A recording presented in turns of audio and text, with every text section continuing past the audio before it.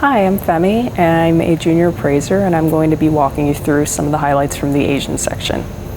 So the first slot that we're starting with is this blue and white censer and or brush pot. It displays a scene of nobles within a waterside scene, and on the back is this poem, and here's the base of the piece. The next piece is actually also a brush pot, but this one's hexagonal in form. And this also has a pretty elaborate scene on the entire body of farmers and nobility within a landscape and a pretty elaborate mountainside. Here's the mark on the base, and it's a peach with other scholarly items. The next slot is an enamel decorated plaque, likely from the Republic period. It features this theme of boys at play, which is pretty strong Chinese symbolism.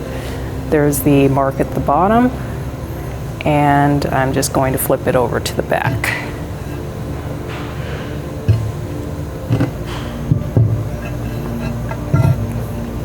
The next slot is this enamel decorated food dish. So on the front, there's this scene of the bamboo grove with a waterfall, and I'm just going to turn it around. And on the side are these elephant form handles. And here's the base.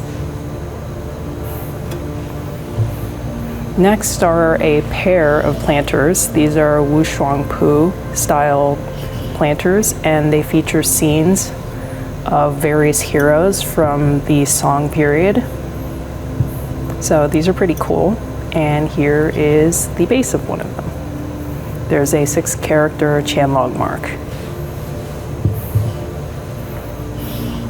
Next is a fairly elaborate enamel decorated plate, and this features a central peach, and then all around it are the 12 characters from the zodiac, so each animal is depicted individually.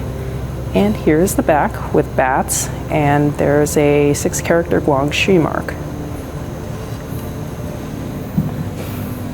Next are another pair. This is a pair of Tang style metal figures of musicians.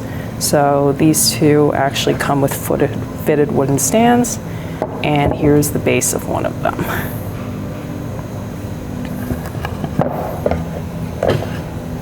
Next is a pair of blue ground. Actually, they're not a pair, there's 2 individual pieces, but they are a near pair, and they are blue ground enamel plates, and they both feature these dragons that have been carved into the surface. And here's the base of one, so that's a linger mushroom.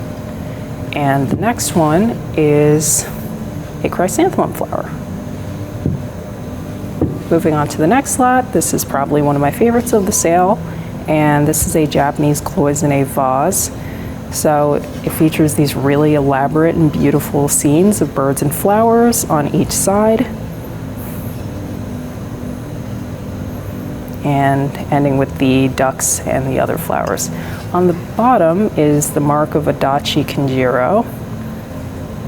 So we're excited to see how that performs.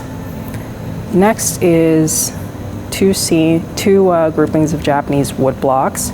So my favorite of this grouping is the scene of a brothel, but it uses anthropomorphic sparrows because the artist was trying to circumvent this law that didn't allow for the depiction of prostitutes in art. And continuing with the theme of the woodblock prints, moving on to a very well-loved Japanese artist, Hiroshi Yoshida. So just cycling through these, this is a scene of cherry blossoms. This one is a scene of a small town. And this is another scene of fishermen on a boat in a dock. The artist was also a pretty renowned traveler, so he also traveled to India, and this is a scene of a palace at Udaipur. And then moving on, this is a scene of the very famous Taj Mahal. And it just features a bunch of people walking around in front of it, and it's actually very well lit and quite beautiful and very emblematic of his work. Moving on, we have a pair of polychrome female court ladies, and they are actually Tang in style.